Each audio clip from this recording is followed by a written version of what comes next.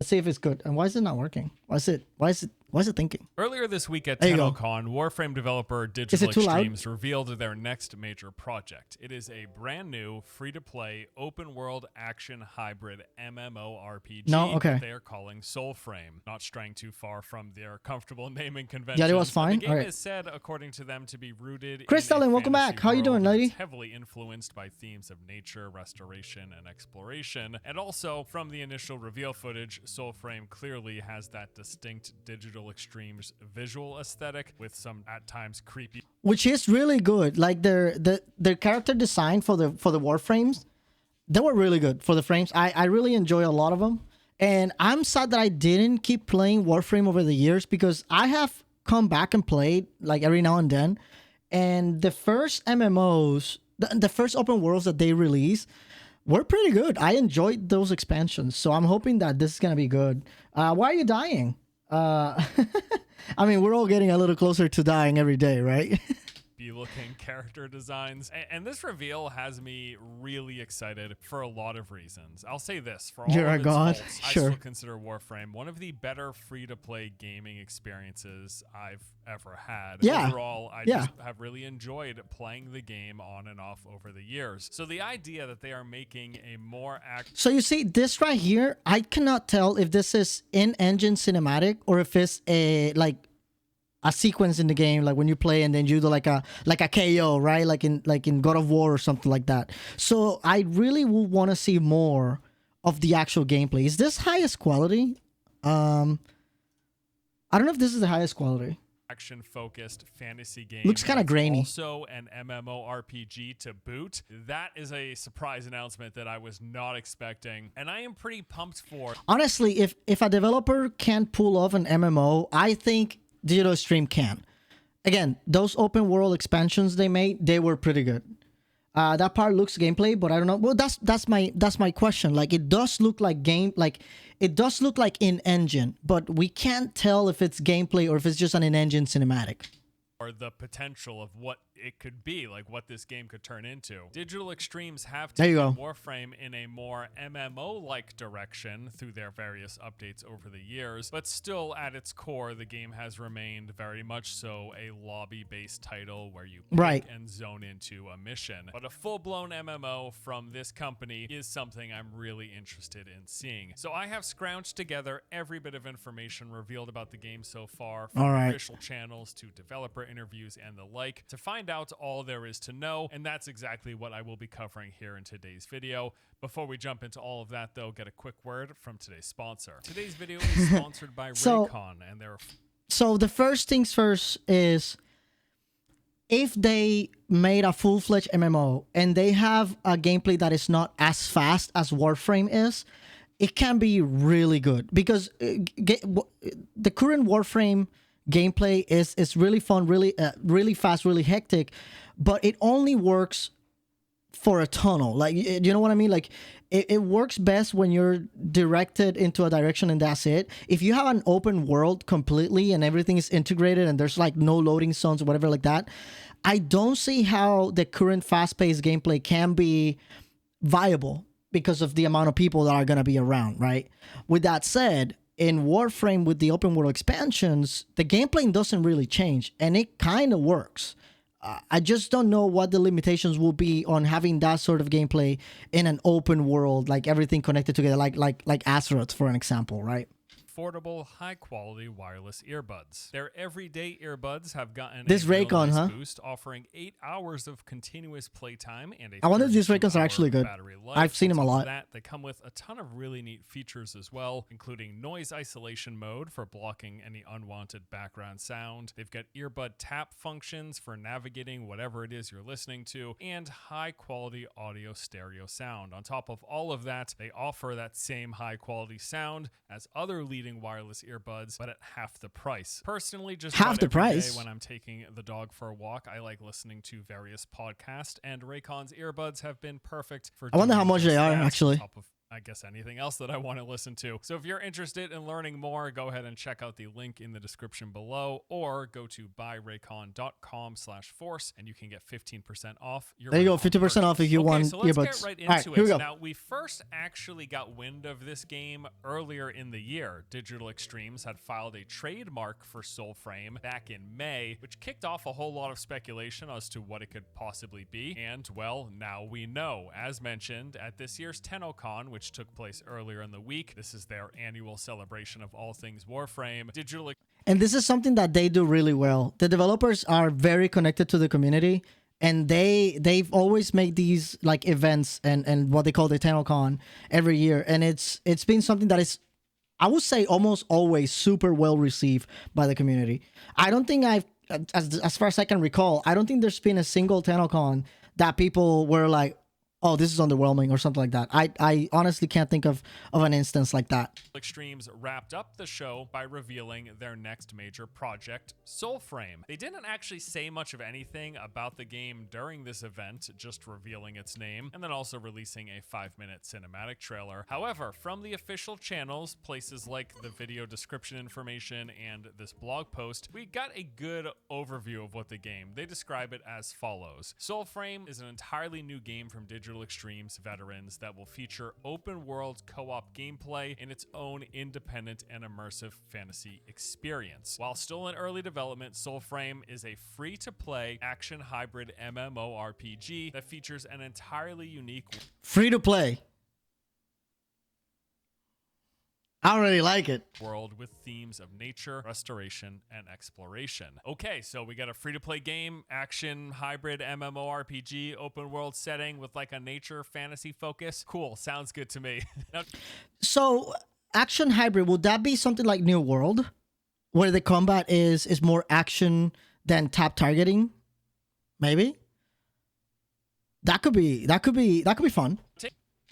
I'm assuming maybe there will be guns and stuff as well, right? A look at the trailer itself, we do see at the very least a bow and arrow things here, mostly around the game's aesthetics and tone. There's this very distinct, again, odd at times, Digital Extremes character design. There's also just a Souls game fantasy vibe. We see things like a sword buried in some stone, like Elden Ring. This massive dire wolf. We've got a whole bunch of kind of like mystical and I don't think this is a dire wolf. I honestly think this is a giant fox. Magical elements. There is the medieval and feudal inspired armor with like these layered bits of fabric and steel. Even the font work that they use in the game's logo I find quite appealing, as it pulls from kind of a more old school fantasy styling. But you know, we have to keep in mind this is just a cinematic trailer for a game that is in the very early cinematic trailer development. So if nothing else, it's like a tone piece, and that's pretty much about it. But outside of those official sources, we actually got a ton of information and details from an interview that was done on the Washington Post, where Soulframe directors Jeff Crooks and Steve Sinclair sat down and talked quite a bit in depth about the game. So for starters, they said that they consider Soulframe less of a sequel and more of a sister to Warframe, saying the game will share Warframe's focus on cooperative player versus environment combat and procedurally generated environments, but it will be the mirror unit. Procedurally generated environments on an MMO? I don't think that works. Right? What? How do you make an MMO world that is procedurally generated? Universe version of Warframe. This will apply. Every player should have a different world in that instance. Yeah, right? Procedurally generated. So how does that play into the world itself? Maybe they mean like they have instances that are procedurally generated, or like enemies that are procedurally generated, but I don't think the world could be procedurally generated if it's a living, consistent, breathing world.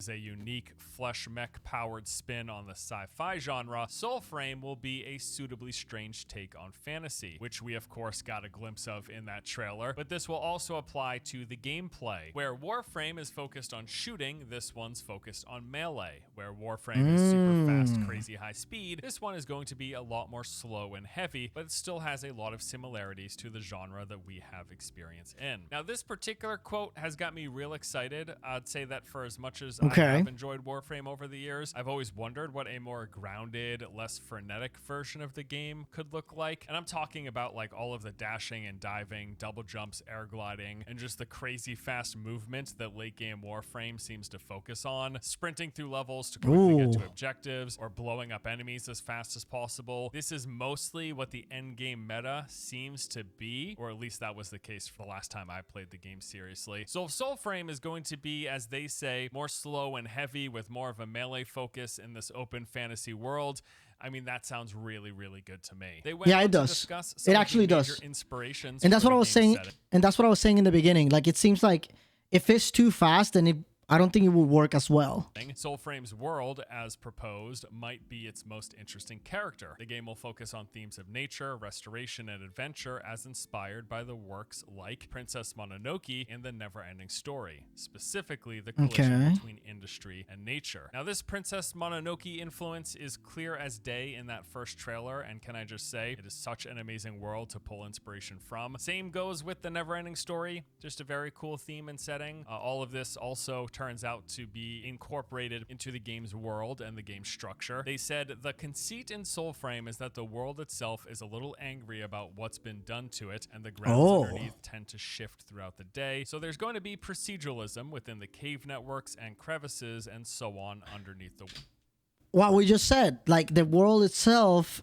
like not the world like the surface, but like the areas where you go in the world might be procedural generated. world. And this gets me thinking that while the open world might have some structure to it, some handcrafted elements, those caves or dungeons or whatever are in the like subterranean aspects will have that procedural layout, as they say, which opens up a real lot of possibilities for keeping what is probably going to be the game's loot or material farming elements fresh for a long time to come. That is what Warframe does after all, procedurally piecing together rooms and areas to make it so that every run isn't exactly identical as the last. Right. Go further on in the article saying that the hub world will be open, more akin to Warframe's recently added open world planets than the early Foundation. Yeah. Space stations. And the studio also wants Soulframe to have much more focus on exploration than Warframe ever had, trying to create a world that feels more alive. Crooks added to this in saying that I'm chasing that short session but high immersion thing where you sign in and you come out of your yurt and you are where you last signed off, but the world feels like it's been going on without you. Now, with a name like Soulframe, the obvious conclusion that some people might jump to is that this game pulls a lot from the Soul series. However, they did touch on this, saying that even though the game has more slow-paced, melee-focused combat, and yes, it is called Soulframe, that isn't meant as a direct reference to the FromSoft Soul series. Sinclair said, I so think that answers your question. An inspiration for the initial ideas or what we wanted to do, but Elden Ring has absolutely been a subject of some conversation, maybe to do with camera, maybe to do with how excellent their combat pacing is. So while the Soul series wasn't initially... So the gameplay, it will not be probably as punishing as the gameplay in Dark Souls or Elden Ring or something like that. But it might be in similar fashion, like a similar feel than those games. I think that's what I'm getting from that statement.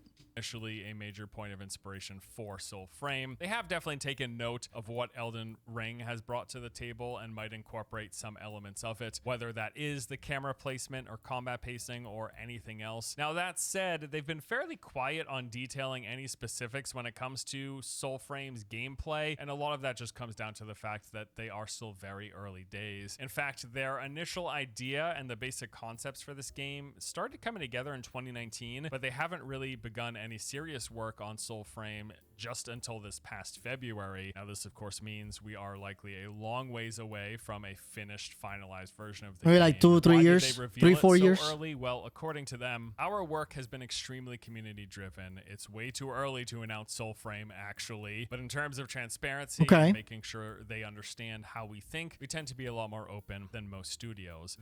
And again, that's something that Zero Stream does really well. They are always communicating with the player base. They're always up in the community. They're always, making sure that the questions don't go unanswered. I think that's really good. So that's why I think this game could be a major hit, a major MMO in the upcoming years. Said, even with it being early on, it is likely we will be seeing and possibly even playing the game sooner than you might expect. Similar to their regular Warframe behind the scenes Twitch streams, they do plan to give fans a look behind the curtains of Soulframe as well. Oh, they might nice. be doing this very, very soon. They claim that Digital Extreme diehards will even get to play a version of Soulframe within a year. Now, that's not saying within this year, it's saying within a year. So within that a means year. sometime between now and July 2023, some people will be getting some sort of a hands-on time with the game. It'll probably be very early. It might even lack any real visual polish whatsoever, but the basic bones, people are going to get a chance to check out. Sinclair talked to this, saying the thing that we want to try to do is similar to Warframe, which is watch us make the game and get your hands on the rough bits and then tell us how you feel. Now, when I go back and rewatch videos which is not a bad thing on Warframe in the early days, back in the beta, like in early 2013, it is practically unrecognizable compared to what the game has become and what it is today. Things have just evolved and changed so much, and it seems like they have a similar plan in mind for Soulframe. They're going to get people in on the ground. Soulframe will be a game that if it catches you, you should probably play all the time and keep up with it,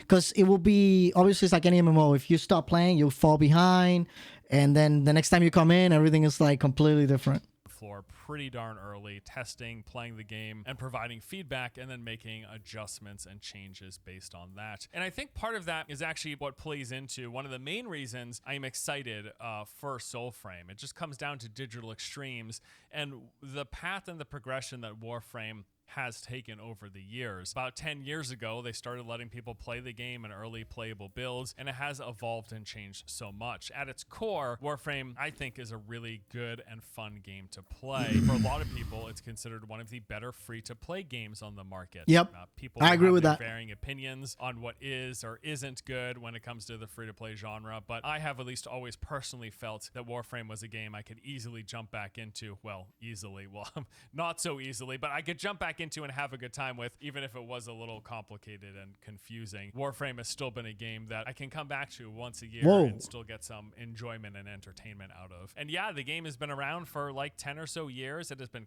constantly getting updates. This is another thing that gives me a lot of confidence and just enthusiasm for what they're working on next. Even just most recently, they announced that they're adding a 4th open world zone to the game and a bunch of other new features and systems that were officially revealed and discussed at this most recent TennoCon. And for all of these reasons, for being a good, fun game to play, for being a free-to-play title, and for having the support that it has had over these years, Warframe's got a very ardent fan base. It is one of those games where you will regularly hear players talk about it and the fact that they've got like thousands of hours logged. In fact, to this day, it's pretty huge. Like the average daily peak concurrent player count hovers around 60 to 70,000 concurrent players daily for a 10-plus-year-old game. It's pretty crazy. And yeah, I have always really enjoyed coming back. I would say it's pretty crazy for a free-to-play game, right? Because obviously those numbers might be small compared to some of the other MMOs out there. I would assume Final Fantasy and World of Warcraft, for example, they're probably up in the millions still. But I mean, for a free-to-play game with such a loyal fan base, that's a good sign. That's a good sign that these developers can pull off a good MMO. To the game, even with the difficulties that means. Some of the biggest criticisms boil down to the fact that newcomers or even returning players can feel a little lost and confused, partially because of all of those new things and changes and adjustments and updates that they add over the years. It leaves you coming back not sure where to start or what to do next. And then also, being a free-to-play game, part of that also means that the game is a bit grindy. There are certainly many aspects of Warframe that require a lot of grinding if you never plan to spend any money. Finding that balance is really comes down to what people think about these games, right? How much grind versus how much of that can be monetized and you can spend money on to bypass that grinding elements. But like I said, it's one of those things where everyone will draw their line at a different spot when it comes to free-to-play games, especially free-to-play games like this. This isn't a free-to-play competitive multiplayer game where you're buying season passes and loot boxes and skins. Is there no season pass in current Warframe? I thought there was. Maybe I'm wrong. it seems like if there isn't season passes on the current Warframe, that could be a thing that they could do. It's a free-to-play PvE grinding game. No? Some Okay. people will have their threshold of what's okay and what's not with it when it comes to how much grinding. But overall, my general impression when I think about Warframe is a positive one because it's a game that I've been able to play and come back to and have fun whenever I do. And that is a big part of the reason why I am so pumped and so interested in Soulframe. And then also, haven't really focused much on it so far in the discussion, but yes, they're making an MMO. I mean, they call it themselves. This is, again, part of the official press release. They talk about this game as an MMORPG, an open world MMORPG that's focused on cooperative PvE gameplay. That is very exciting for me, a huge fan of the MMO genre, and feeling like there's not much else on the horizon, really. There's only a handful of games. You know, we've got a couple of those Kickstarter titles, Ashes of Creation probably being the one that people are most enthused for. Big budget games from studios with deep pockets, not a lot of those. We got the Runeterra MMO from Riot, and that is more or less it. So another contender. That hasn't released anything, right? The Runeterra. I don't think we've seen anything about that MMO yet. That could also be a pretty good game too, depending on what it ends up being. Entering the genre and taking a crack at MMOs, that has me very excited. And I think I wasn't expecting it, but the idea of Digital Extremes going off the success of Warframe and making a fantasy MMO, that's pretty exciting. For me, that is pretty darn exciting. There's a lot of potential there, I think, and I think that they could be a serious contender, really, is what it comes down to. So when can we get to play? Well, as we mentioned, they are still very early on in development, but they do plan to be very transparent and let people get their hands on it very early. You can currently register to test the game as well as reserve your name over on the Soulframe website. Although at the moment, you should note that there's like this passcode to gain access. It's a pretty simple matching puzzle. You match the symbols with the letters, and there's just like a couple of letters for you to guess on your own. But if you don't feel like doing that work, here's the code right here. This game is still in early development. There you go. Here's the code. But we're going to be getting a look behind the curtains, and that has me very, very, very excited. So there you go. That is the most recent news on the upcoming Soulframe. Hope you guys enjoyed the video and the recap of what we know so far. Lots of potential here. I cannot wait to learn more. That's going to do it for today. Thank you guys as always for watching.